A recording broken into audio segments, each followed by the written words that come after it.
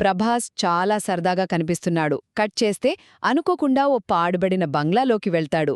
అదే టైంలో అతనికేదో mental treatment జరుగుతున్నట్టు చూపించటం కొంచెం ఇంట్రెస్టింగ్గా అనిపించింది.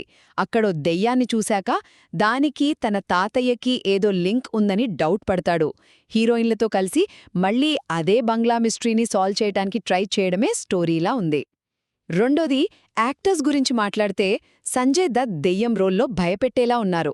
ప్రభాస్కి ఆయన క్యారెక్టర్కి మధ్య ఏదో స్ట్రాంగ్ కనెక్షన్ ఉన్నట్టే ఉంది. ట్రైలర్లో ఇంకో షాట్ ఉంది చూడండి. ప్రభాస్ ఒక పాత గెటప్లో సింహాసనంపై కూచుంటాడు. ఇది చూస్తే అసలు డ్యూయల్ రోల్ ఏమైనా ఉందా అనిపిస్తోంది. ఇక హీరోయిన్లుగా నిధి అగర్వాల్, మాళవిక మోహనన్, రిధి కుమార్ ఉన్నారు. ఇక మూడో విషయం, ఇది పక్కా హారర్ ఫ్యాంటసీ ఎంటర్టైనర్ అని క్లియర్గా తెలుస్తోంది. విజువల్ ఎఫెక్ట్స్ అంటే విఎఫ్ఎక్స్ వర్క్ కొన్ని చోట్ల భలే ఇంప్రెసివ్గా ఉన్నాయి. ముఖ్యంగా ప్రభాస్ నీళ్లల్లో మొసలితో ఫైట్ చేసే సీన్ విజువల్స్ అయితే చాలా రిచ్గా ఉన్నాయి. తమన్నిచ్చిన బ్యాక్గ్రౌండ్ మ్యూజిక్ కూడా ట్రైలర్కి మంచి ఫీల్ ఇచ్చింది. ఫైనల్గా అందరూ మాట్లాడుకుంటున్నది ప్రభాస్ లుక్. ఈ మధ్యంతా సీరియస్ రోల్స్ తర్వాత చాలా కాలానికి మన పాత ఎనర్జెటిక్ ఫన్ ప్రభాస్ని ఇలా చూడటం ఫ్యాన్స్కైతే నిజంగా పండుగే. మారుతి మార్క్ ఎంటర్టైన్మెంట్ గట్టిగా ఉంటుందని ఈ ట్రైలర్ చూస్తే అనిపిస్తోంది.